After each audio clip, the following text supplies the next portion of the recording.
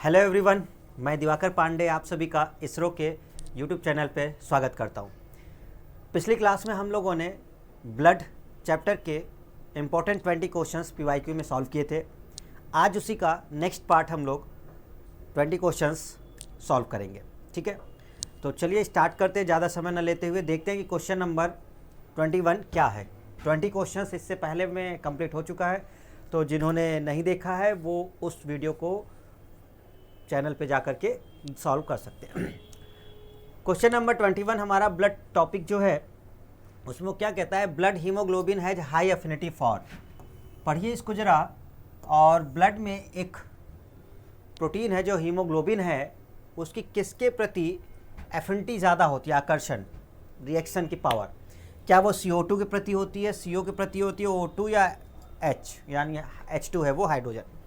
Question बहुत simple है। अगर हम देखें तो आरबीसी के अंदर हीमोग्लोबिन होता है, और आरबीसी में जो हीमोग्लोबिन होता है उसका मेन फंक्शन क्या होता है बच्चों, कि ये O2 और CO2 को अपने साथ कैरी करती है। मतलब O2 और CO2 को लेके जाने का काम होता है। O2 को लेके जाती है शरीर के अंदर और CO2 फिर वो बाहर लाती है। अगर कोई दूसरी चीज़ अगर प्रेजेंट हो जाए, मान लो O2 CO2 तो है, लेकिन अगर कार्बन मोनोऑक्साइड भी वहाँ प्रेजेंट हो तो हाई एफिनिटी किसके प्रति ज़्यादा आकर्षण की पावर होगी। तो ध्यान रखना है सबको बच्चों कि आंसर कार्बन मोनोऑक्साइड दिया जाता है, CO होता है। ठीक है, ना कि O2 और CO2 होगा। लेकिन हाँ, फंक्शन अगर पूछता है कि आरबीसी का मेन फंक्शन क्या है या आरबीसी में उपस्थित हीमोग्लोबिन का मेन फंक्शन क्या है, तब हम लोग बोलते हैं कि वो O2 CO2 को कैरी करने का काम करती है। लेकिन सबसे ज़्यादा आकर्षण CO के प्रति होता है।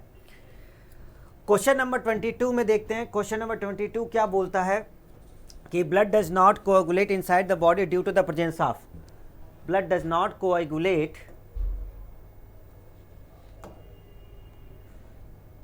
शरीर के भीतर रक्त किसकी मौजूदगी के कारण जमता नहीं है। क्या ऐसा प्रेजेंट होता है जिसकी वजह से ब्लड अंदर नहीं जमता, धमनियों में या सिराओं में जो बहता है। ठीक है ना, हीमोग्लोबिन, हिपैरिन, फाइब्रिन या प्लाज्मा। ऐसा कौन सा मटेरियल जिसकी वजह से वो नहीं जमता। तो सही आंसर क्या निकल के आएगा बच्चों, हिपैरिन। हिपैरिन जो होता है ये ब्लड में साथ साथ प्रेजेंट होता है, जिसकी वजह से अंदर क्लॉटिंग नहीं होती, नहीं तो खून तो जम जाएगा फिर अंदर। तो हिपैरिन की वजह से ऐसा होता है। क्वेश्चन नंबर 23 देखते हैं कि deficiency of iron in human diet causes. अगर व्यक्ति के शरीर में लोहे की कमी हो जाए यानी कि आयरन की कमी हो जाती है तो कौन सा रोग होता है। बहुत ईजी क्वेश्चन आप जानते हैं। क्या ग्वाइटर है, क्या स्कर्वी है, अनीमिया है या रिकेट्स है। ठीक है, सही आंसर क्या है बच्चों, अनीमिया है। ग्वाइटर आप जानते हैं, ग्वाइटर किसकी वजह से होता है, जब आयोडीन की कमी होती है। क्या होता है ये, आयोडीन की कमी से। और स्कर्वी क्या होता है, विटामिन C की कमी से। विटामिन C, जब विटामिन C की कमी हो जाती है तो स्कर्वी हो जाता है। रिकेट्स क्या है, विटामिन D। विटामिन D, तो विटामिन D का आंसर होता है कि रिकेट्स हो जाता है। ग्वाइटर आयोडीन की कमी से होता है और स्कर्वी विटामिन C की कमी से होता है। तो सही आंसर हमारा कौन सा निकल के आया, अनीमिया, आयरन की कमी से। बहुत बढ़िया। क्वेश्चन नंबर 24 अटेम्प्ट करते हैं। क्या बोलता है, human blood contains percentage of plasma. Plasma का परसेंटेज कितना होता है। तो ऑप्शन है आपका 35, 55, 40 या 60%। अच्छा, अगर हम लोगों ने ध्यान दिया हो तो जैसे ब्लड के बारे में बात करते हैं ना, तो ब्लड में एक पार्ट जो हमारा प्लाज्मा है और दूसरा पार्ट जो हमारा ब्लड सेल है या कार्पुसल्स जो कहे जाते हैं, ये 55% होता है और ये कितना होता है, 45%। ठीक है ना, तो ये कह रहे हैं कि प्लाज्मा वाला पार्ट कितना होता है। सही आंसर कितना है, 55%। ठीक है बच्चों, ओके। क्वेश्चन नंबर 25 पढ़ते हैं। क्वेश्चन नंबर 25 क्या है, oxygen in our blood is transported by a protein named. हमारे शरीर में ऑक्सीजन को ट्रांसपोर्ट करने का मतलब पूरे बॉडी में एक जगह से दूसरी जगह लेके जाने का काम कौन करता है, इसमें से उस प्रोटीन का नाम क्या है। क्या वो हीमोग्लोबिन है, केराटिन है, कोलेजन है या मायोग्लोबिन है। यस एवरीवन, कौन सा आंसर दें, हीमोग्लोबिन, केराटिन। सही आंसर कौन सा आएगा, हीमोग्लोबिन। हीमोग्लोबिन ही वही है जो ऑक्सीजन को कैरी करने का काम करता है और जहाँ जहाँ ये जाएगा वहाँ वहाँ ऑक्सीजन जाएगी। हीमोग्लोबिन किसके अंदर प्रेजेंट होता है, आरबीसी के अंदर होता है। ठीक है, चलो क्वेश्चन नंबर 26, बहुत बढ़िया। क्या बोल रहा है question number 26? The average heart beat per minute normal man, एक नॉर्मल एडल्ट पर्सन के हार्ट बीट कितनी होती है? सबको पता है, ये तो बहुत ईजी है, 72 पर मिनट, इसमें ज़्यादा कुछ है नहीं बच्चों। क्वेश्चन नंबर 27, आपको बताना है कौन सा अलग है, the odd one among the following, इनमें से कौन अलग है, मतलब बाकी सब एक ग्रुप के होंगे, एक अलग होगा। देखो मोनोसाइट ये WBC है, लिम्फोसाइट्स भी WBC है, न्यूट्रोफिल भी WBC है, लेकिन एरिथ्रोसाइट्स क्या है? RBC है, ठीक है ना। एरिथ्रोसाइट किसके नाम होते हैं? RBC का नाम होता है एरिथ्रोसाइट्स, जबकि ये टाइप हैं WBC के, मोनोसाइट, लिम्फोसाइट, न्यूट्रोफिल। तो ये तीनों तो एक हो गए, अलग कौन सा हुआ? एरिथ्रोसाइट्स। WBC 5 हैं, है ना, 3 तो यहाँ पे लिखा हुआ है, इसके अलावा 2 और होते हैं, ठीक है ना। एक कौन सा होता है? बैसोफिल, बैसोफिल, ओके, बैसोफिल, और एक होता है इओसिनोफिल। 3 यहाँ पे लिखे हुए हैं WBC बच्चों, और 2 इधर हो गए। क्वेश्चन नंबर 28, देखिए क्या पूछ रहा है कि normal adult human male has एक वयस्क पुरुष में हीमोग्लोबिन की मात्रा कितनी होनी चाहिए? मेल में हीमोग्लोबिन की मात्रा कितनी होनी चाहिए? 10 ग्राम हीमोग्लोबिन, 14 ग्राम, 18 ग्राम या 24 ग्राम? तो एक एवरेज वैल्यू जो देखी जाती है ना, 14 ग्राम हीमोग्लोबिन। महिलाओं में थोड़ा कम होता है, महिलाओं में आप 12 ले सकते हैं, है ना। Question number 29, antibodies that participate in the defence mechanism of our body are,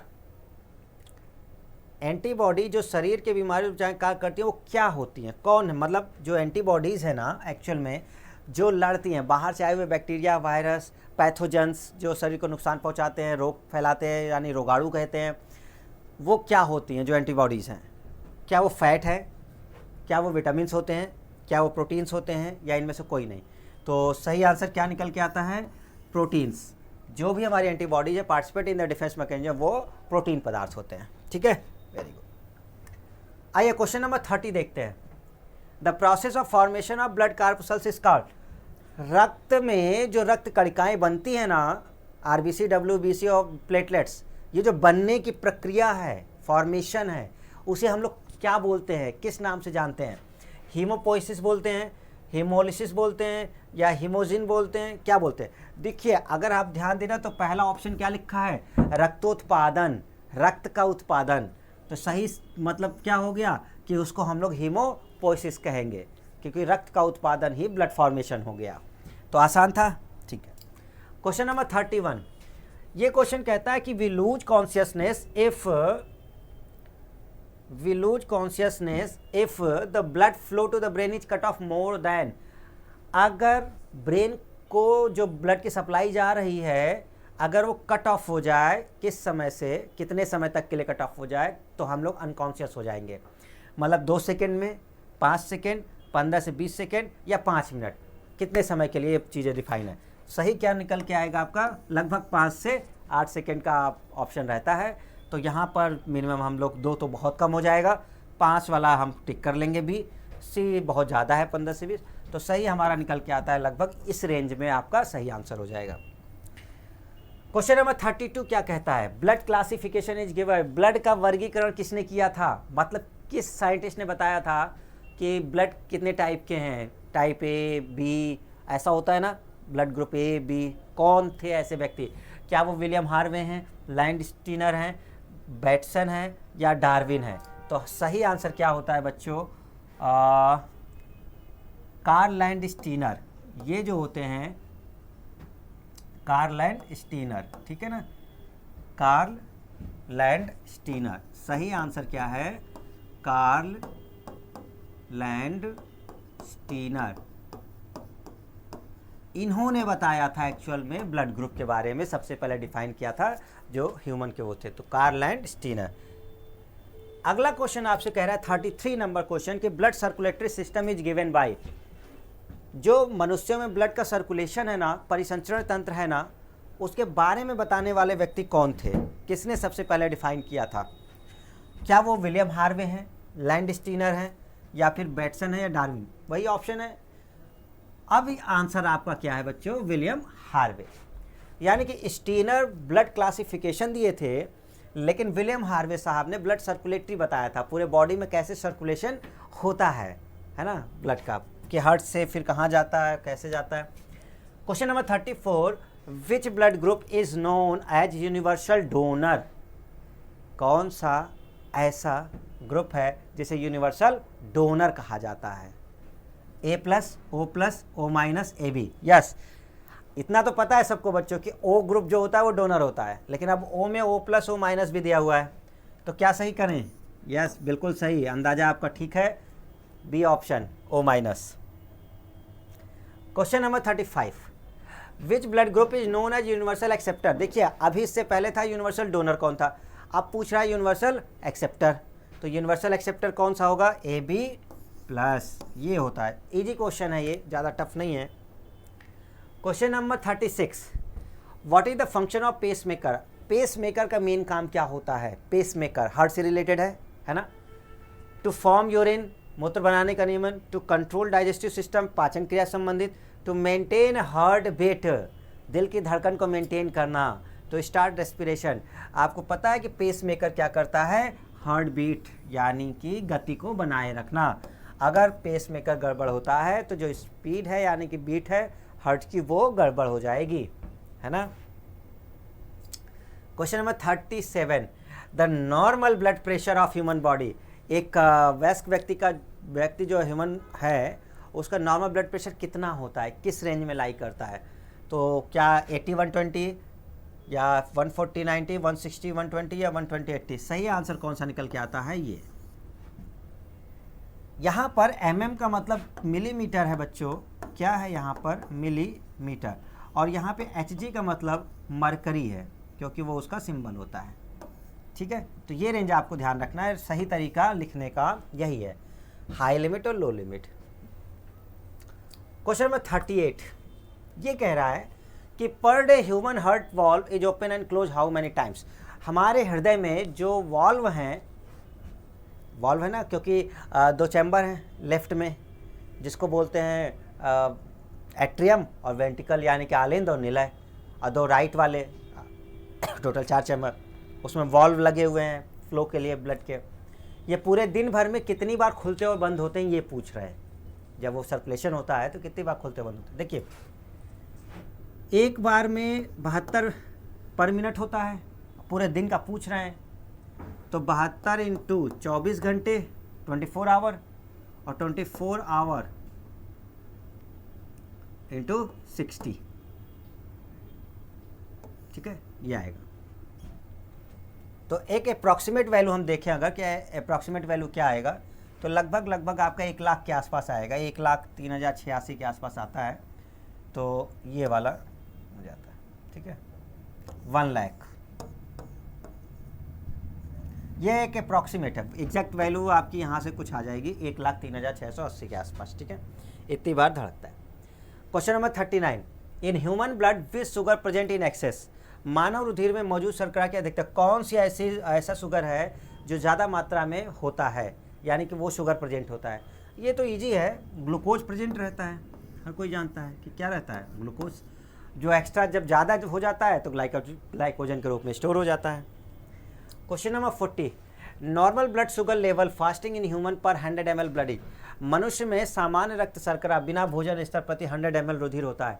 sugar की मात्रा पूछ रहा है कि 100 ml में जो शुगर का लेवल है वो कितना होना चाहिए, 30 to 50 mg, 80 to 100 mg, 50 to 70 mg या 120 से 140 mg, कितना होता है? फास्टिंग मतलब ज़्यादा कुछ खाया नहीं है अभी, है ना, तो वो चीज़, तो सही आंसर आता है 80 to 100 mg, ये नॉर्मल शुगर लेवल जो फास्टिंग लेवल है, ठीक है। तो आई होप कि आप लोग को क्वेश्चंस अच्छे लगे होंगे, और इम्पॉर्टेंट टोटल हमने 40 क्वेश्चंस कवर कर लिया है। इसमें अभी 20 क्वेश्चंस के आसपास और बचेंगे, जो हम लोग नेक्स्ट क्लास में पूरा कंप्लीट कर लेंगे, और ये चैप्टर हमारा कंप्लीट हो जाएगा, ठीक है। तब तक आप सभी अपना ध्यान रखें, ठीक है, ओके, थैंक यू एवरीवन, जय हिंद।